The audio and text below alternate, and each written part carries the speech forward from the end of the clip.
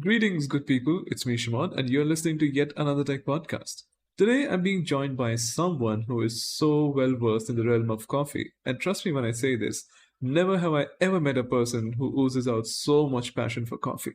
So, without any further ado, let's have a chat with Vardhman Jain from Bonomi. For those who might not know about you, why don't you introduce yourself, please? I'm Vardhman. I'm born and brought up in New Delhi. I have been living in Bangalore since 2007, since I moved out of Delhi for my graduation. But my parents still stay there. I've done mixed bunch of things, which are absolutely no correlation with what I have studied. So I started my career with Goldman Sachs as an analyst. I did that for 2 years and just as a corporate gig, but I didn't enjoy it at all because the whole thing about treating treating the employee as a back office employee, we were not able to speak to customers at all. So that was really disappointing that your learning curve is it's not so steep. So I decided to quit that and then went back to Delhi for 2 years, and then joined a consulting company called Corporate Executive Board. The whole reason for joining that company just was I wanted to have a direct interface with the clients and speak to customers, and that's the reason I joined that company. I was writing technical research papers for project managers basically, and I did that for 2 years. In between that, I started my first startup based out of Delhi called I Rent Share, which was into renting of electronics. So the idea behind this was people have so much of stuff at their house, but they don't know how to dispose it off, but they also don't want to throw it away. So we want to create like a sharing and renting economy, which is with the people, that is peer to peer, and also plug in companies whose sole business is renting of electronics. So we used to rent MacBooks, cameras, projectors, and sharing used to happen with for books. So you don't have to pay for sharing. You just meet. We just used to connect two people. They will share and they will return it back. So that's how Iron Share was born. I did that with a childhood friend of mine. We were not able to scale that up, and we decided to shut it down. The idea was that it was not making sense from volume game perspective because we had a lot of orders, but we were not able to fulfill it. And I was not ready that I want to invest at least 70 to 90 lakhs or 1 crore on inventory, that I start buying my own stuff and start renting it out, because I've always wanted to be a lean and a marketplace business. So then I shut it down and I moved on. While I was shutting down, I always that was a trend. If you remember 2014 2015 is when Flipkart and other startups, the startup scene was really booming in India, and I decided that my next gig will be a startup. So my own startup really helped me get a job at Uber. I was an early employee at Uber in Bangalore, so I was employee number 4, part of the rights team in Bangalore, and that happened by chance. I messaged a couple of people on LinkedIn saying Uber is launching in India and they were looking for people, and somehow I was able to convince the people there that I have done operations, but I've done operations very ground level, and they were looking for such people. So that helped in changing the entire perspective, etc. Uh, so what we did was at Uber, I joined as a support and onboarding person. So my whole idea was that I want to onboard more and more drivers, and once we onboard the drivers, they making sure they are engaged in the system, they are driving, they are not joining Ola, etc., etc. I did a little bit of driver engagement and churn, launched a loyalty program for drivers in India, and I also, if you remember early days of Uber, we used to give out iPhones to drivers because we had that much of money. But Yeah. yeah, but we, obviously the San Francisco team was like, we can't do this for long. So it was not making sense. So I was leading a project for India called Bring Your Own Device, basically how to convince a driver to get his own smartphone. So I worked with companies like Samsung, etc., to get affordable phones to the drivers. Did that, and then I got a chance to move to Sri Lanka for 2 years. So basically, Sri Lanka as part of the India business, Sri Lanka comes as part of the India business only. So Sri Lanka and Bangladesh are part of the India business, looked after by the Indian president, the Uber India president. So Sri Lanka was a completely ignored market, and they wanted someone to go there and launch. And hiring in Sri Lanka is extremely tough because a lot of brain drain happens where a lot of people are already out of Sri Lanka, and they have either moved to London or somewhere else for their full-time gigs. So we were basically asked to go there as a turnkey project management. You build up the city, you build up processes, build up and create more products for Sri Lanka, and study the market, and then get out. So I had like a resident visa for 1.5 years. I did that, moved with my wife, and then I basically made sure that we Sri Lanka was in a sustainable position before we moved out, and then we managed to employ local people and handed over the business to them. So all Indians, three of us were there, and then we moved out. And then I decided to quit Uber because it was 4 years, 4.5 actually. And then I wanted something new. And Uber was becoming like a corporate by that time. So it was not aligning with my personal goals. So I decided to move back to Bangalore again. Anyway, my visa was expiring. My ex Uber manager started up and he basically started up an edtech company, which was Kite Academy, which was into extracurricular activities for kids. Uh, so the idea behind this was that I wanted to get my hands dirty in an early stage startup again, but this time with lesser capital and problem solving at a different level, that is at tech level. So, and I also wanted to put myself out for more of people management role. So I was in a leadership position role. So I had a team reporting to me. So I wanted to understand how people dynamics and making sure that how can you make your team happy and listening to their problems, etc. So I did that for I think 1.5 years.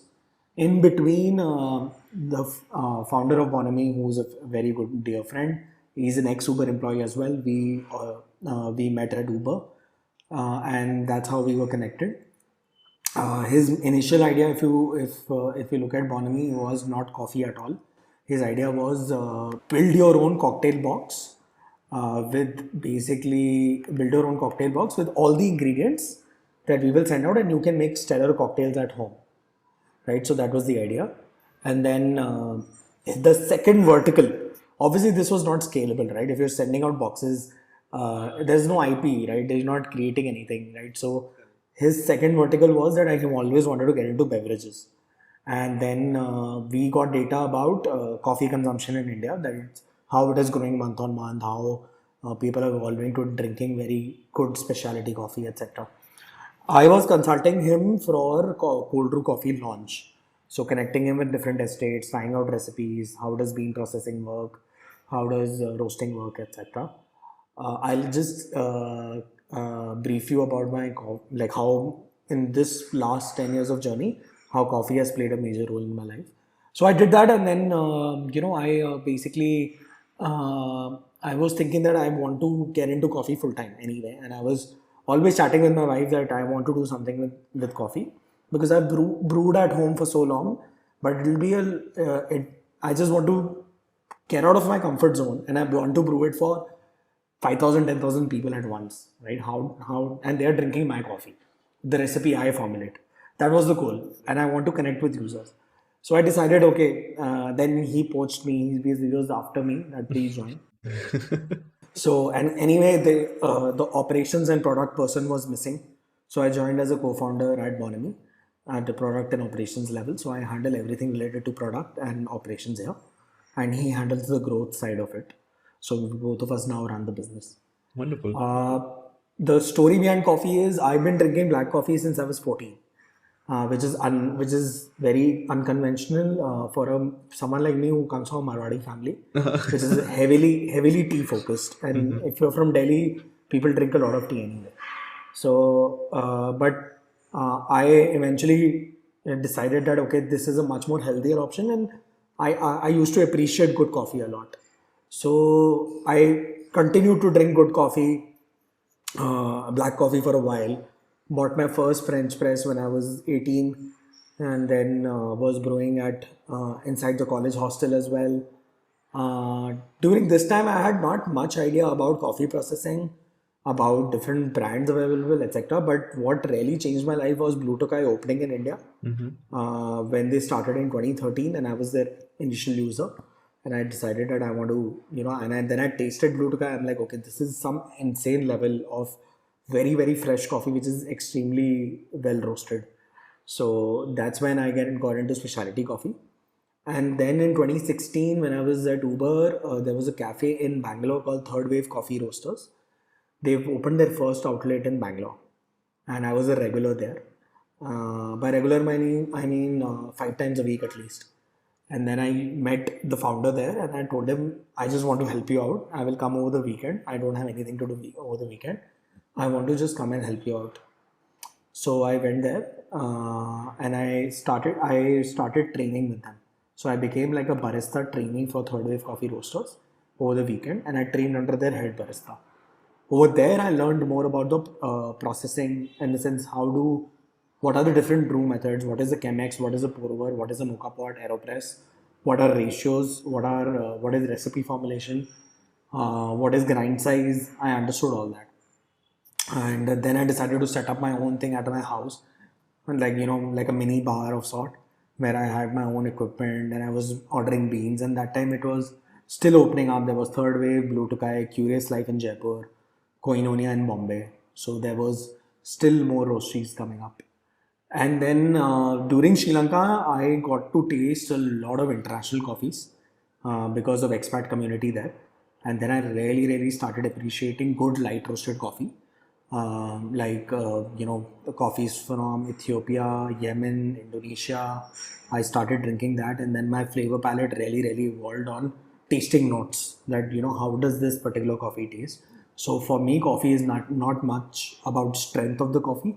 What I appreciate is more of the tasting notes and how balanced the cup is.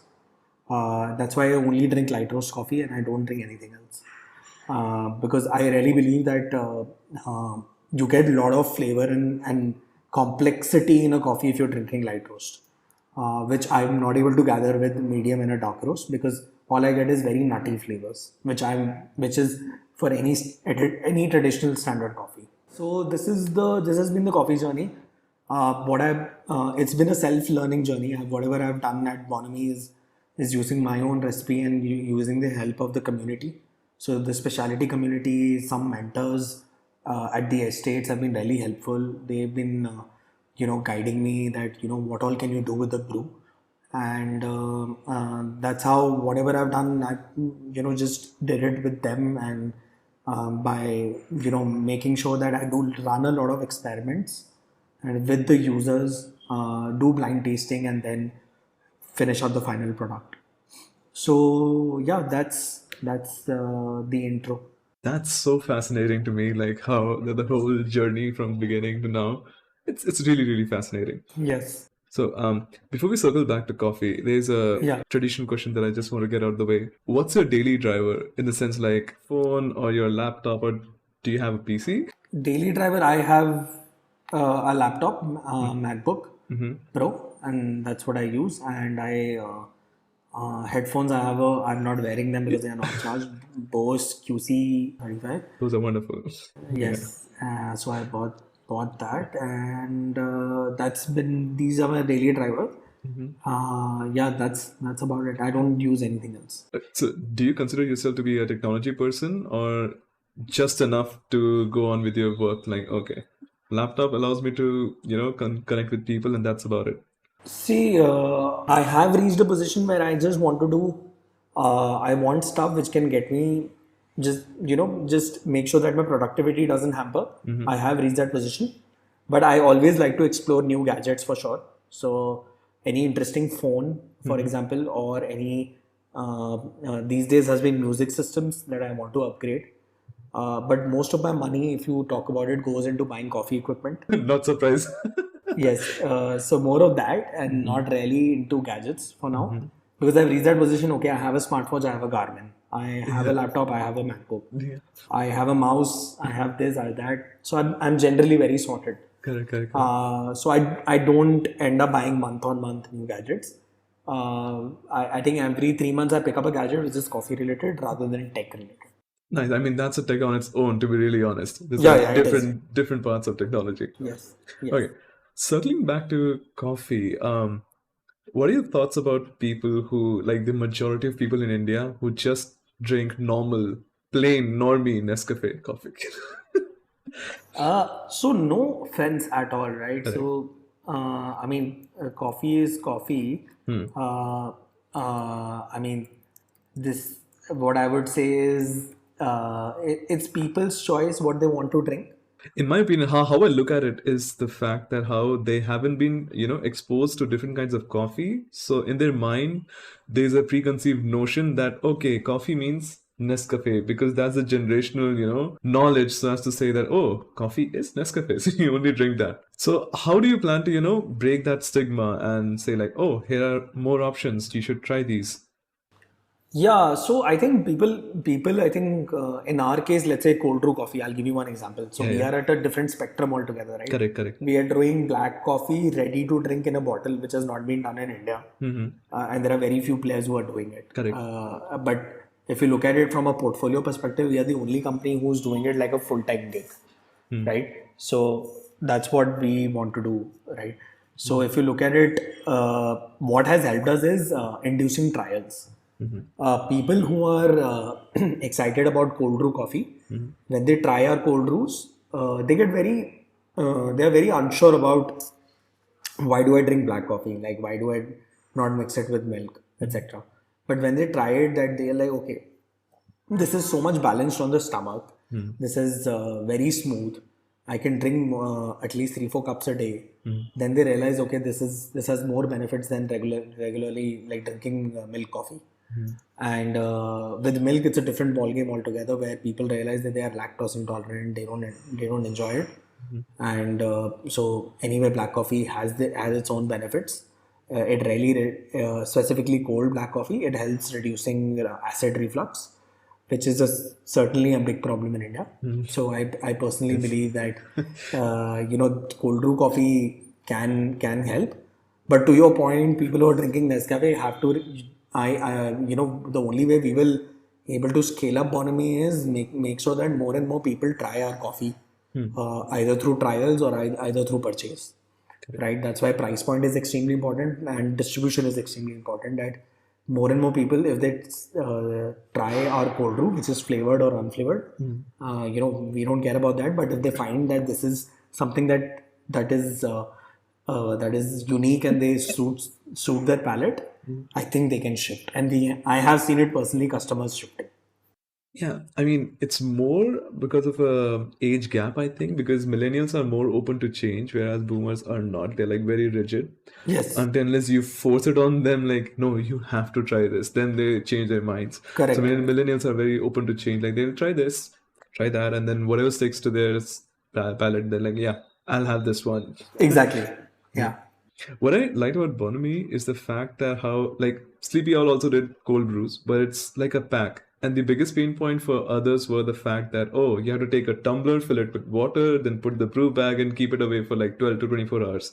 So at least that's one pain point which you guys are removing. Yeah, we always wanted to be a frictionless brand. See, you can make your own cold brew if you have time, you understand, but not many people have that luxury of time that I can make my own cold brew. I don't know how to make my cold brew. I just want to drink coffee every day. So we wanted to reduce the friction and the barrier, and we just want to do ready to drink bottles, open, pour it in the glass, put some ice, and drink it. That's what we want to believe. So that's why we as of now we have no plans of getting into bags. One more reason for bags, if you have used other brands, is the coffee freshness is my biggest concern. Over here, whenever I send a coffee batch out to a user, it is not as old as 7 days, more than 7 days old. Yeah, I didn't notice that. I like there was like a date scripted on the bottle itself. It was very recent. Yeah.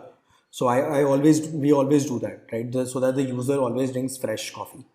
I know with distribution and scale, this might it's not a scalable thing, but we are controlling as of now that we always make small fresh batches and ship it pan India. That's the whole idea about it. With brew bags, that's the luxury that they can't afford, and unfortunately, I don't think it's as fresh as grinding your own beans over here, making a batch, filter, bottling it immediately, and sending it out. Right. So you're actually drinking a coffee which is made 7 days old, rather than a bag of coffee which is 3 months old. The grind is 3 months old, let's say, for example.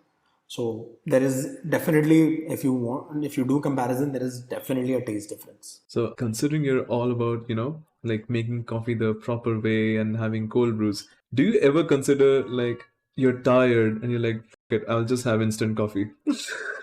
Like today's the day, I'm very tired, I'll just have instant coffee. Whether it's like premium brand, some other than Nescafe, let's say, but you're like, okay, I'm too tired for this. No, man, no. I always believe that personally, to me, start my day with making a cup of coffee is a very meditative thing in my opinion.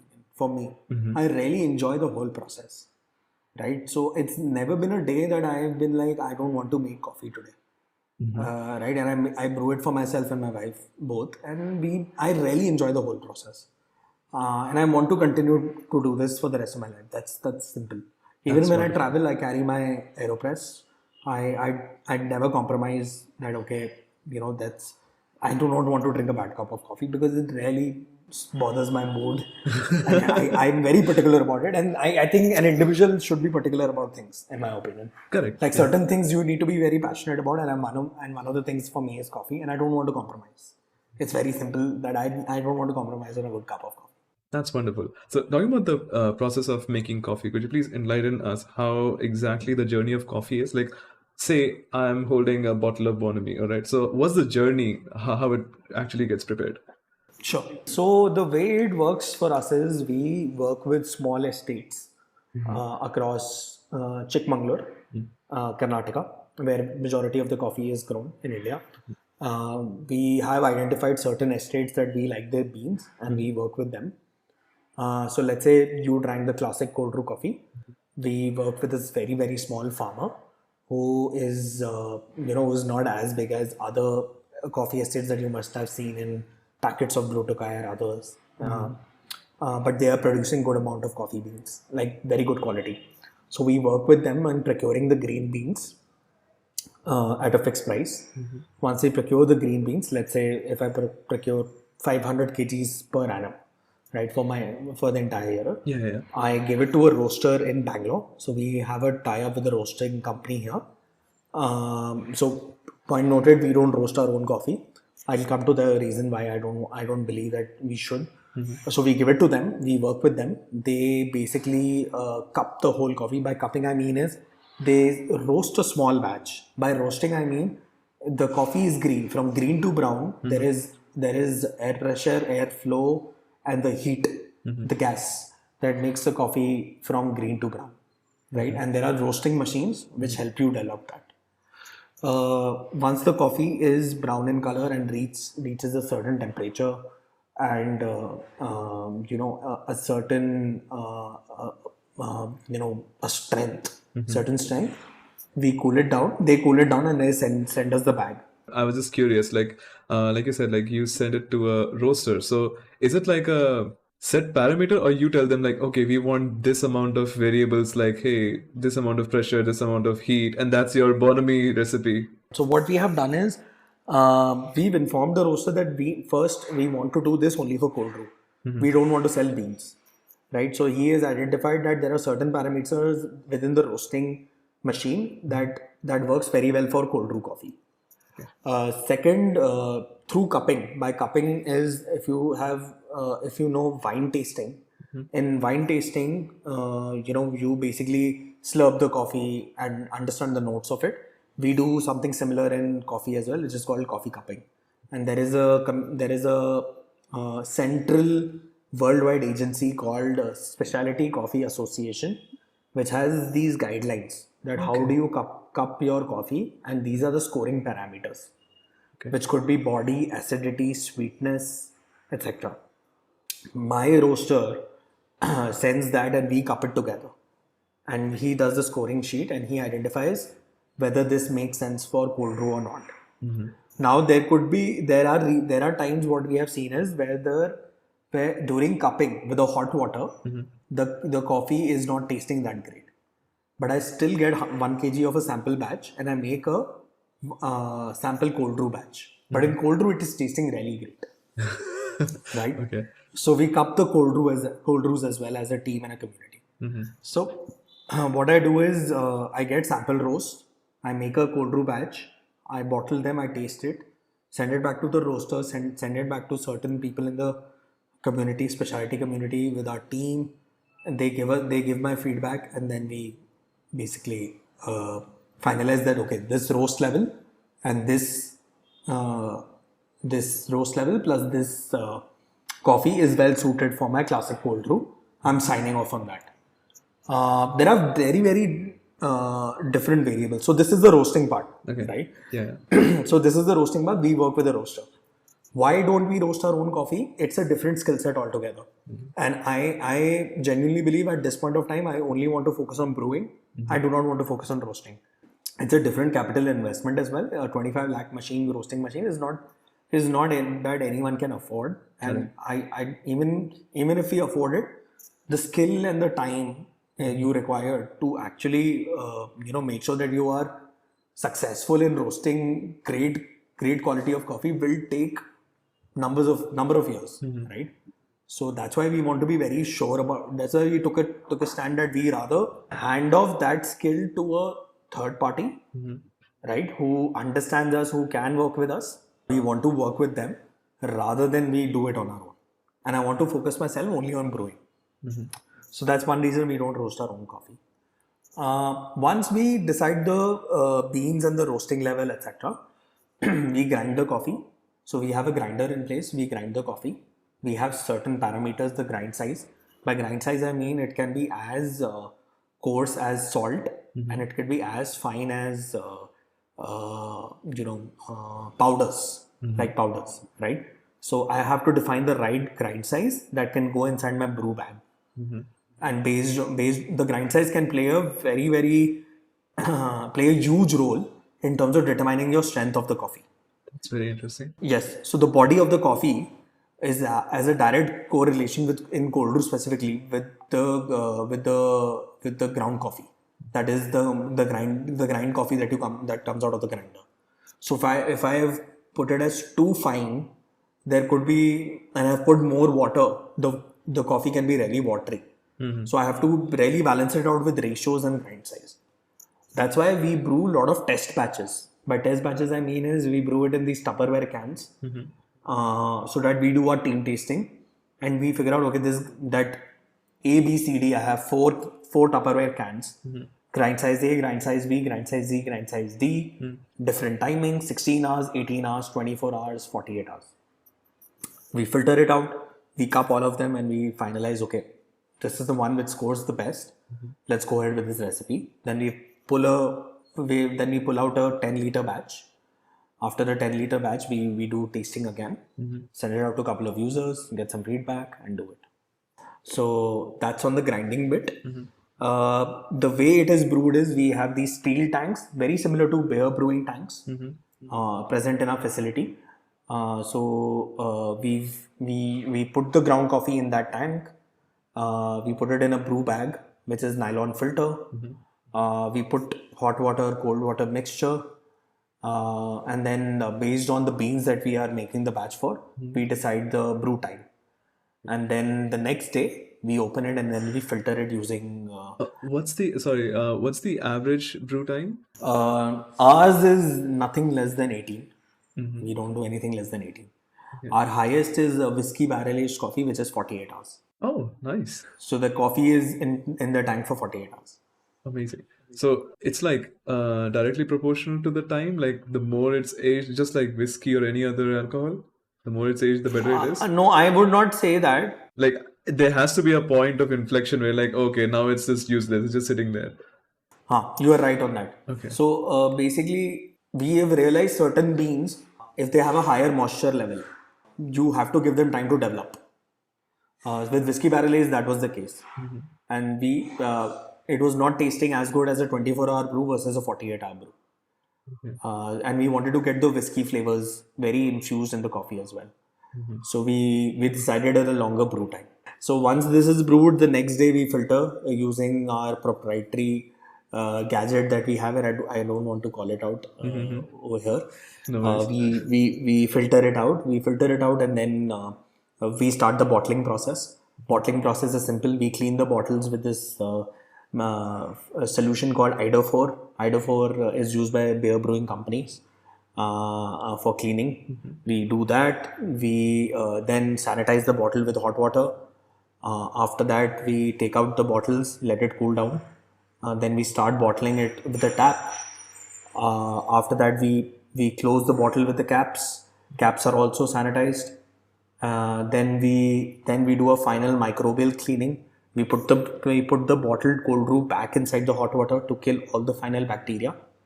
Let it cool down, and then we put the label, and then it goes inside the fridge. Wonderful. So yeah, that's a manual process as of now. We will be investing in machines, but it's a good learning curve. If you don't do it manually, you will never learn. So whatever we have learned the hard way is through manual processes. With a fantastic team of blue collar workforce who has been our support, who has now started to understand coffee really well. So they manage the process end to end. So we've invested a lot of time on training them that you cannot break away from the process. So they follow it to the T. So that's how it is done here. And that's fascinating. So you said you have like classic cold brews. What other kinds of cold brews do you guys offer? Yeah. So if you divide Bonomi, we have two sections. One is specialty cold brew, and there is flavored cold brew. You would be knowing, or you can understand that in every household, people prefer sweet stuff, right? A lot of people like to put sugar in their coffee. Not me, but yes, I get you. You get it, Yeah. right? It's not. There are very few people like me and you who prefer non-sugar, non-milk, and black. So we do flavored coffee, and then we do specialty coffee. Our flavored coffees are basically coffee with a little bit of sugar syrup, preservative, and nature identical flavors that we infuse the coffee with. So the flavors available are right now are caramel mocha, roasted almond, hazelnut. These three are the flavors that we do. And these to be honest with you, caramel mocha is our highest selling cold brew. Because a lot of people enjoy that flavor, the sugar syrup. They don't mind drinking a little bit of. If they're drinking black coffee, they want a little bit of sugar. So that's on the flavor side. On the specialty front, we work with estates which produce high quality specialty coffee, like the Ratnagiri estate, the Kaladepura estate. This year we have signed up with 4 more estates that we will be working with. These are small lot coffees. We don't get more than 100 kgs of these. And we sell them in our 500 ml bottles. The differentiation over here is one is the estate and the processing type. So one could be washed process, naturals process, honey, etc. And we work with that is available, and then the whiskey barrel aged. So we have currently Ratnagiri and whiskey barrel aged, which is no sugar, no preservative, only coffee and water. And this is brewed and filtered, and then we bottle it immediately, and then we ship pan India. So these are the options that are currently available.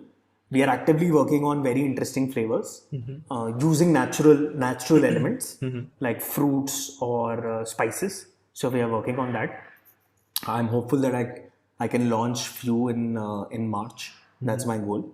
And then this year I'm excited about the specialty beans. So we are working with 4 different estates, all based out of Chikmagalur, to come up with different processing types and create and collaborate more on the specialty coffee front. One point of differentiation I want to highlight for specialty coffee for us is we are very design forward and design focused brand. So if you look at our label for our Ratnagiri estate, it is basically a designer who has designed the label, and the whiskey barrel age is another designer who has designed the label. So for every specialty coffee, we have made a mandate that we will outsource it to a new designer and we will not do it ourselves in house. So that we put that story across that we are a design forward brand, and also highlight the awesome work people within the design community do. On the Ratnagiri label, if you see, we have highlighted the flora and fauna of Ratnagiri. That is the birds, the squirrels, the trees, etc. So we've highlighted on the label itself. On the whiskey barrel age label, the mountains that you see are the Kaladepura mountains overlooking the estate. So we have highlighted that on the estate. So yeah, that's what we want to build. I didn't know those are like different artists, because it still looks very cohesive to Bonomi's design philosophy. Yes. So that is really wonderful. So talking about your offerings, I also noticed that you have a box, not a subscription box, but it's like a box offering of sorts. Like I think it was called Creator Box or something. Yes, create a cold brew box. Yeah, could you please explain what exactly is that? So the story for that is very interesting. We wanted to do a cool coffee gift box, for example, for people who to gift to their family members, to their loved ones, to their friends, a coffee experience. It's an experience, right? So actually, the due credit of this goes to my other partner Arman. He came up with this great idea. He created a box, and we called it as a creator cold brew box because we wanted to highlight the creators behind the box. So the 4 creators that are mentioned on the box are one is the designer, one is the estate owner Kaladepura, and the roaster itself, which is the same person. The other person is Swami co-founder Anish Vasim, because Swami collaborated on this box, so we feature the Swami cold brew. And the 4th one is a DJ based out of Bangalore. He created a playlist only for this box, which has the recipe card as well.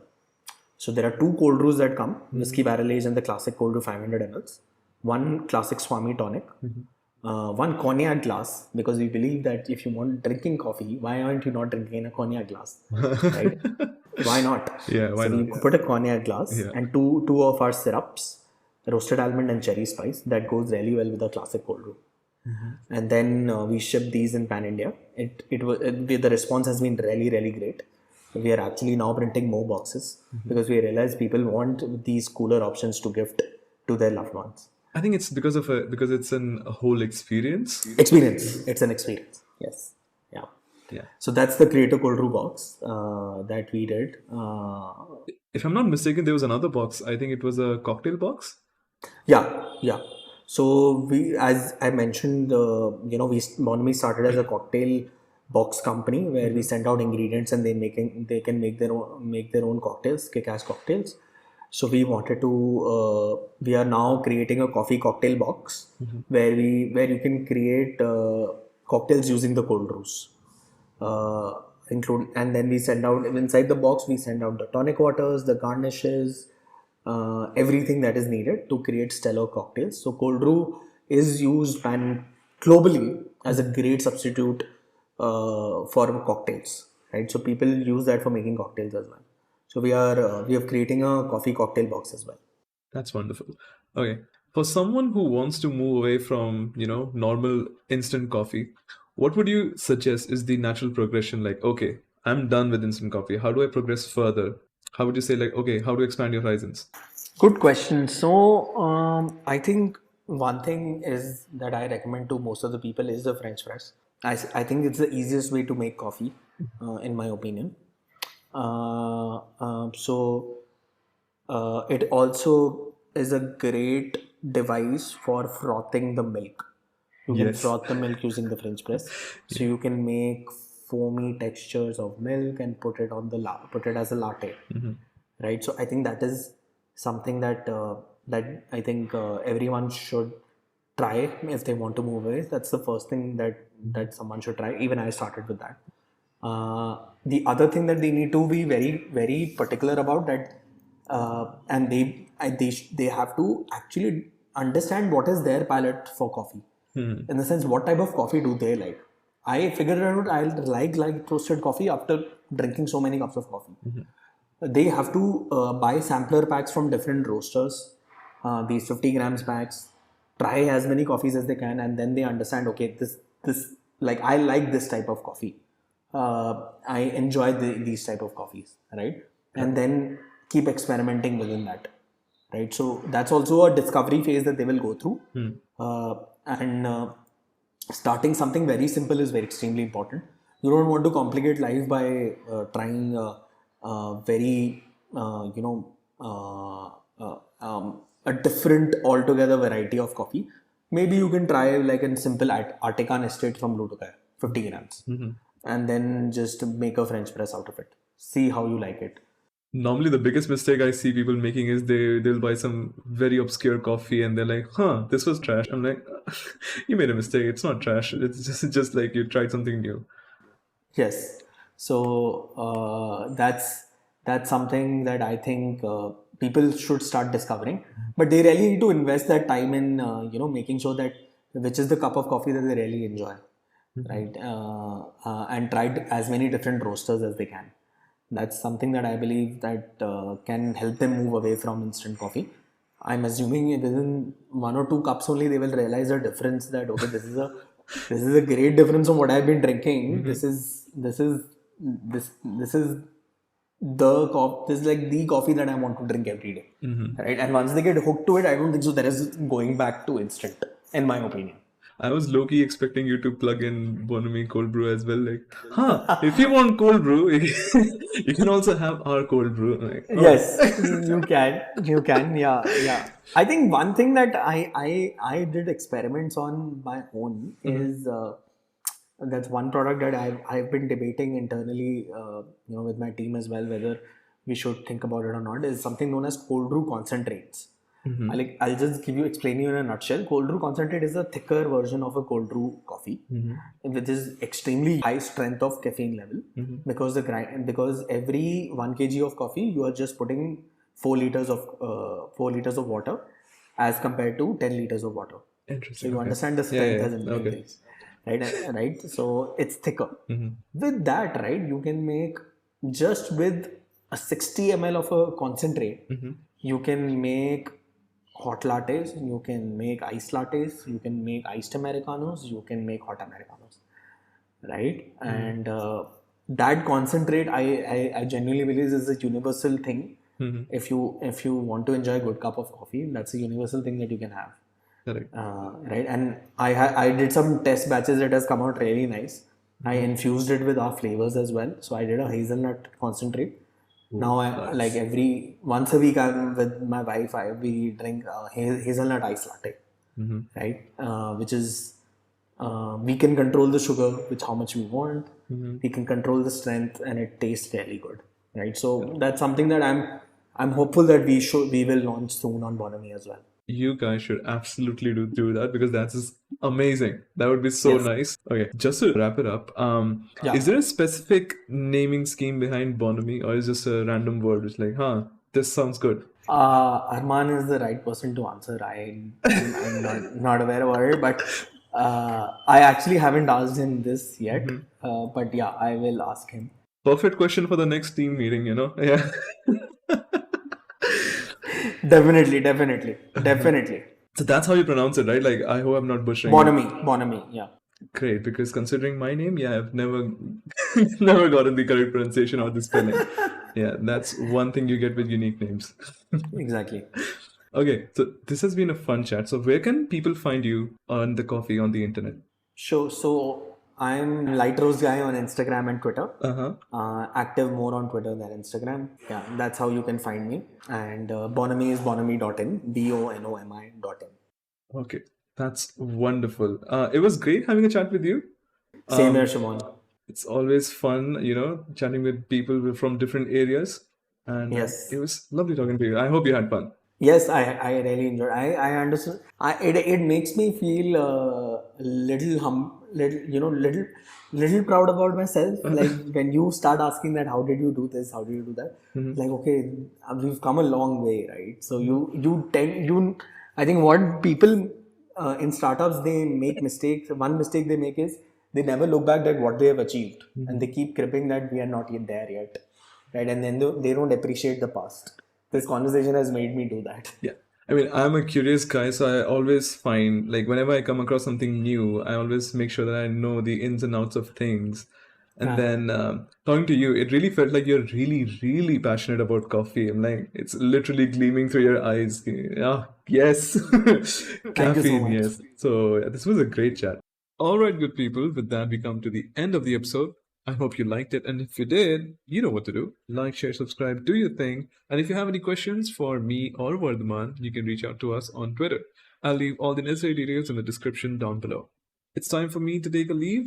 Stay hydrated, caffeinated, and I'll see you in the next episode.